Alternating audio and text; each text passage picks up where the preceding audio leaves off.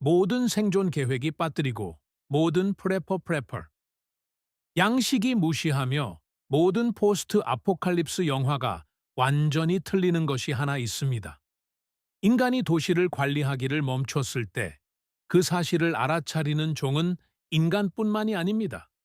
전력망이 끊기고 거리가 적막해진 지 몇 시간 만에 대부분의 사람들이 이미 벌어진 후에야 깨닫게 될 변화가 시작됩니다.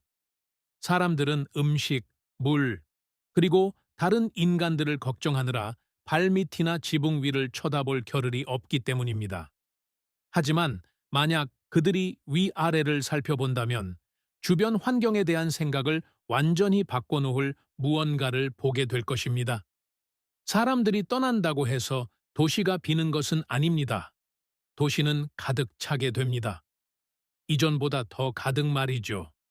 지난 한 세기 동안 인간의 기반 시설에 의해 억압받고 독살당하고 변두리로 밀려났던 모든 종이 갑자기 다시 설치되지 않는 세상에서 활동하기 시작하기 때문입니다. 독극물은 더 이상 보충되지 않습니다. 쓰레기차는 다니지 않습니다. 그리고 모든 쓰레기통, 하수도, 버려진 주방은 마감 시간이 없는 마음껏 먹을 수 있는 뷔페가 됩니다. 30일 이내에 당신의 도시는 이미 그곳에서 기다리고 있던 네 종류의 동물의 차지가 될 것입니다. 그리고 각각의 동물이 무엇을 하는지, 어디로 가는지, 그리고 그것들이 당신의 생존에 어떤 영향을 미치는지 이해하는 것은 자연 다큐멘터리 시청 수준의 활동이 아닙니다. 그것은 당신이 병에 걸릴지, 물릴지, 배를 채울지, 아니면 예상치 못한 문제에 휩쓸릴지를 결정하는 전술적 필수 사항입니다. 톱 1. 제도의 쥐들은 당신이 도시 야생 동물에 대해 알고 있다고 생각했던 모든 것을 제고하게 만들 속도로 번식할 것입니다. 이상적인 조건에서 쥐 한 쌍은 단 1년 만에 최대 15천 마리의 후손을 낳을 수 있습니다. 일반적인 도시 조건에서는 독극물 살포 프로그램, 위생 서비스, 포식자의 압력, 그리고 쓰레기 수거로 인한 먹이 공급 제한 덕분에 그 숫자가 억제됩니다. 붕괴 상황에서 이 네 가지 제어 장치를 동시에 제거하면 쥐 개체 수는 단순히 증가하는 것이 아니라 폭발합니다. 첫 주 이내에 하수구와 벽 속에 살던 쥐들은 인간의 활동이 멈췄다는 것을 발견하고 탁 트인 곳으로 나옵니다.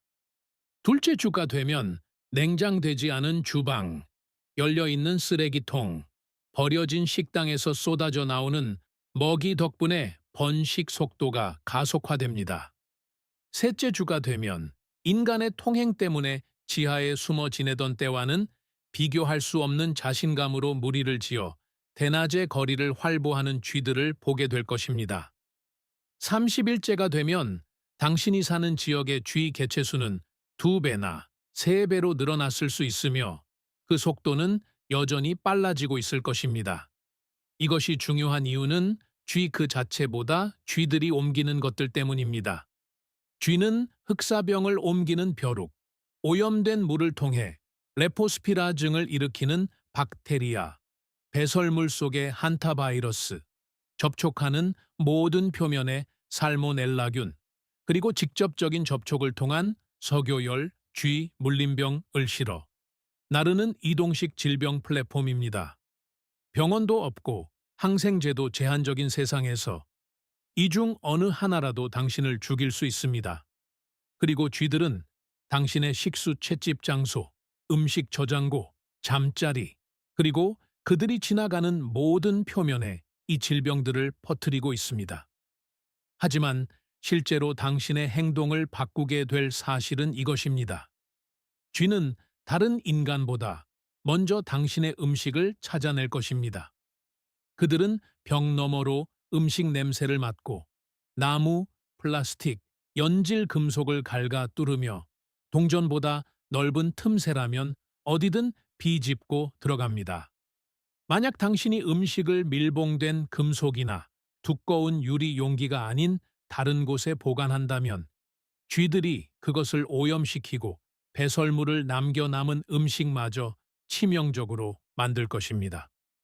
당신의 음식 저장 전략은 단지 사람들로부터 물자를 숨기는 것만이 아닙니다. 그것은 24시간 활동하고 눈에 보이지 않는 구멍을 통과하며 당신이 죽이는 것보다 더 빨리 번식하는 적을 상대로 음식을 밀봉하는 일입니다. 꽉 닫히는 뚜껑이 있는 금속 용기, 쥐가 기어오를 수 없는 전선에 매달아 천장에 걸어둔 음식, 그리고 은신처 주변의 공격적인 위생 관리.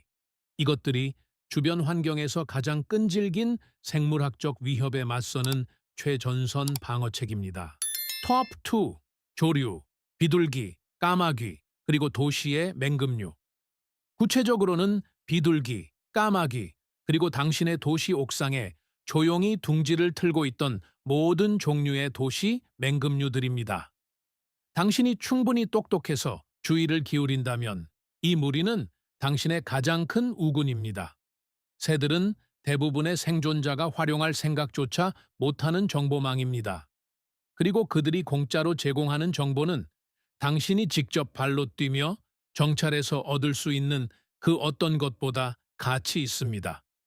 비둘기와 까마귀는 모두 수백 야드 밖에서도 식별 가능한 예측 가능한 행동 변화로 인간의 존재에 반응합니다. 비둘기 떼가 갑자기 날아오른다면 무언가가 그들을 방해했다는 뜻입니다. 텅 빈 도시에서 그런 방해 요소는 거의 항상 움직이는 사람입니다. 멀리서 관찰하다가 두 블록 떨어진 건물에서 비둘기들이 날아오르는 것을 보았다면 당신은 자신을 노출하지 않고도 그곳에 누군가 있다는 사실을 알 수 있습니다. 까마귀는 단순히 반응만 하는 것이 아니라 기억하고 소리내고 의사소통하기 때문에 훨씬 더 유용합니다. 위협을 식별한 까마귀는 다른 까마귀들이 반응하고 반복하는 특유의 경고음을 내어 여러 블록에 걸쳐 이동하는 위협을 추적할 수 있는 계단식 경보 체계를 만듭니다.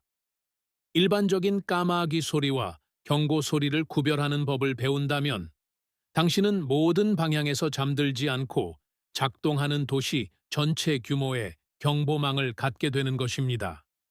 정보를 넘어 새들은 비둘기를 먹는 것이 이상하게 느껴진다는 이유로 대부분의 도시 생존자들이 간과하는 식량원이기도 합니다.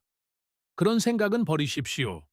비둘기 한 마리는 약 200칼로리의 저지방 단백질을 제공합니다. 그리고 도시 비둘기는 수가 엄청나게 많고 수세대 동안 함께 살아온 인간을 피하는 속도가 느리며 막대기로 괴어놓은 상자, 올가미 덫, 혹은 인내심만 있다면 맨손으로도 잡을 수 있습니다. 그들은 다리 밑, 옥상, 주차 타워 등 예측 가능한 장소에 모여 삽니다. 즉, 일단 서식지를 파악하면 지속적으로 보충되는 재생 가능한 식량원을 확보하게 되는 것입니다. 까마귀는 잡기 더 어렵지만 다른 용도가 있습니다. 그들은 음식을 저장하며 넓은 지역의 틈새에 찌꺼기를 숨겨둡니다.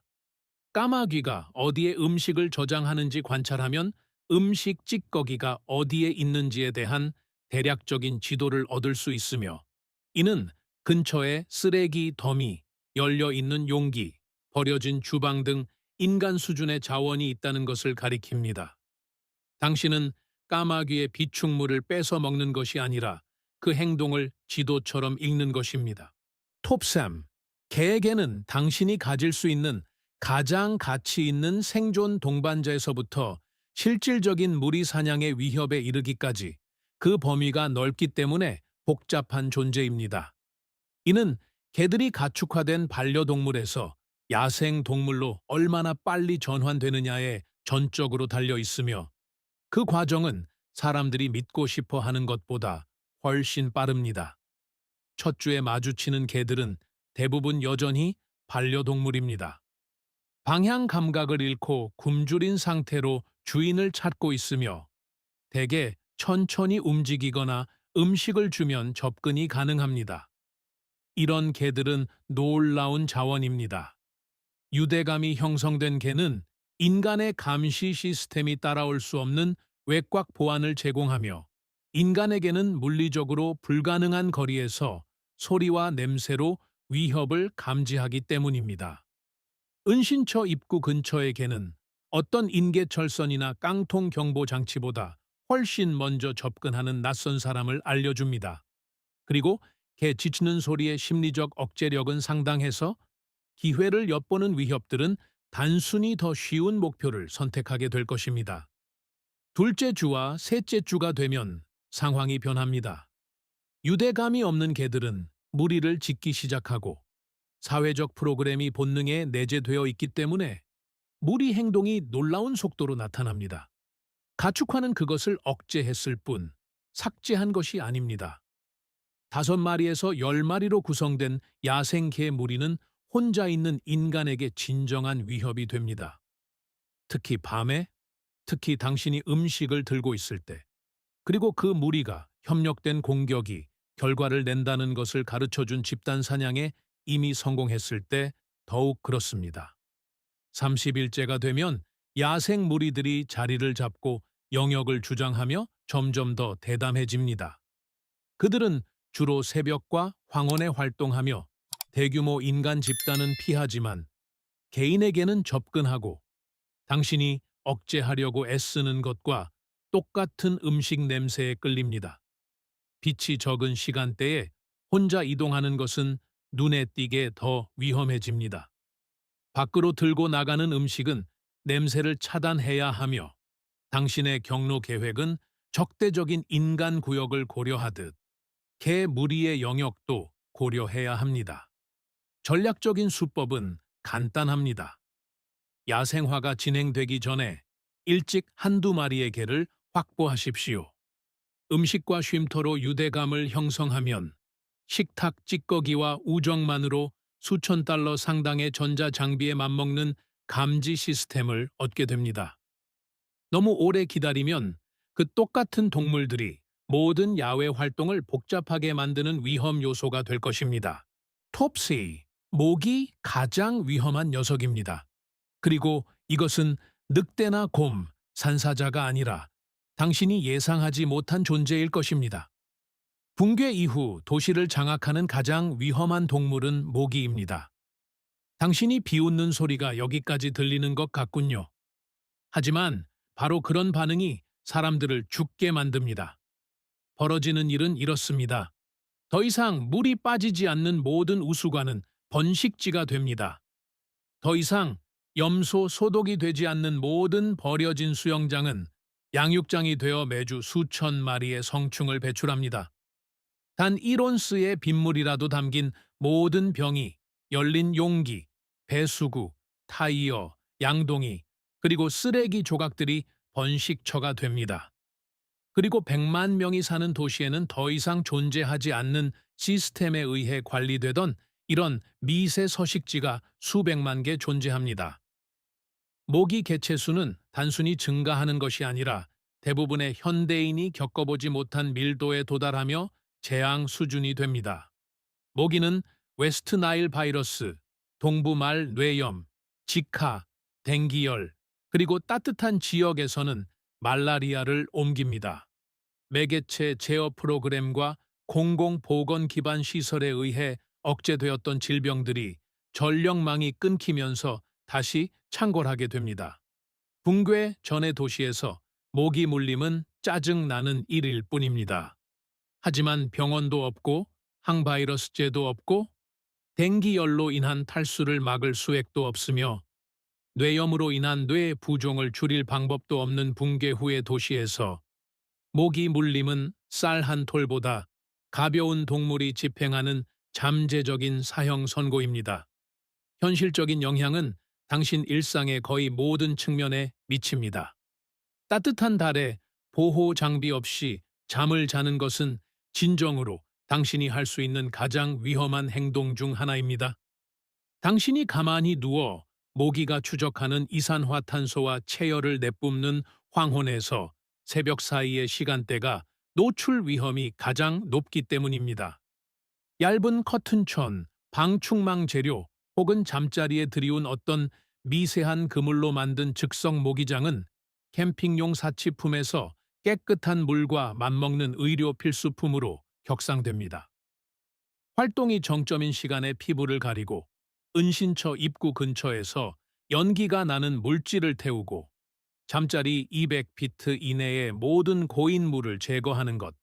이것들은 단순히 편안함을 위한 조치가 아니라 당신이 다음 주에 정상적으로 활동할지 아니면 치료 불가능한 열병으로 누워 있게 될지를 결정하는 직접적인 질병 예방책입니다. 그리고 모기의 위협을 쥐의 위협과 다시 연결하는 세부 사항이 있습니다. 죽은 쥐는 사라지지 않습니다. 그들의 사체는 부패합니다. 벼룩과 기생충은 식어가는 사체를 떠나 새로운 온혈 숙주를 찾습니다. 그리고 폭발적으로 늘어난 모기떼가 그 사체에서 흡혈을 한 뒤 당신을 문다면 역학자에게 악몽을 선사할 수준으로 질병 전파 경로가 곱절로 늘어납니다. 쥐 문제는 모기 문제를 키우고 이는 다시 인간의 질병 문제를 키웁니다. 그리고 당신의 붕괴 전 삶에서 매일 조용히 이를 막아주던 위생 기반 시설이 사라진 상태에서 이 순환은 가속화됩니다. 이 모든 것이 의미하는 바는 이렇습니다. 30일 이내에 당신 도시의 동물 지형은 지배종으로서 당신의 부재를 중심으로 근본적으로 재편됩니다. 쥐들은 당신의 음식 공급처로 이동하여 모든 표면에 질병을 퍼뜨렸습니다. 새들은 당신이 읽는 법만 안다면 위협 정보를 방송하는 주변 정보망이 되었습니다. 개들은 청음 같은 가치에 유대감 있는 동반자와 야생 무리로 나뉘어 모든 이동 계획에 포식자 회피라는 요소를 추가했습니다. 그리고 모기는 따뜻한 밤을 조용하고 무차별적으로 죽이는 매개체 감염병의 치료의밭으로 만들었습니다. 이를 이해하는 생존자들은 단순히 위협을 피하는 데 그치지 않고 생태계를 자신의 전략에 통합합니다. 그들은 금속 용기에 음식을 담아 쥐로부터 밀봉하고 물자를 손이 닿지 않는 곳에 매달아 둡니다. 그들은 비둘기를 관찰하고 까마귀의 소리에 귀를 기울이며 새들이 인간의 움직임을 드러내게 합니다. 그들은 남은 음식으로 운영되는 생물학적 보안 시스템으로서 개와 일찍 유대감을 형성합니다. 그리고 그들은 밤마다 머리 위를 맴도는 보이지 않는 위협이 통계적으로 3블록 떨어진 무장한 낯선 사람보다 당신을 죽일 확률이 더 높다는 것을 알기에 식수 정화만큼이나 진지하게 모기 방역을 대합니다.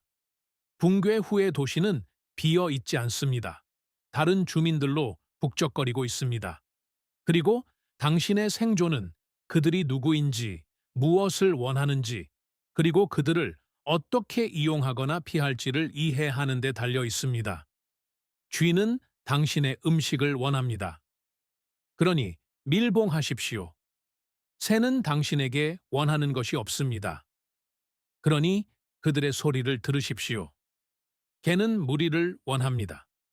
당신이 그들의 무리가 되거나 그들을 피하십시오. 모기는 당신의 피를 원합니다. 거부하십시오. 그러지 않으면 목숨으로 대가를 치르게 될 것입니다. 네 종류의 동물, 네 종류의 관계, 그리고 이 4가지를 모두 관리하는 사람은 그 어떤 식량 비축이나 탄약으로도 흉내낼 수 없는 생존 우위를 점하게 됩니다. 동물을 주목하십시오. 그들은 이미 당신을 주목하고 있습니다. 도시 생태계에 대한 이 분석이 콘크리트 정글을 바라보는 당신의 시각을 바꾸었다면 구독과 좋아요를 부탁드립니다. 우리는 역사와 자연이 눈앞에 숨겨온 생존의 현실을 밝혀내고 있습니다. 변화에 대비하십시오. 붕괴의 다음 장이 곧 공개됩니다.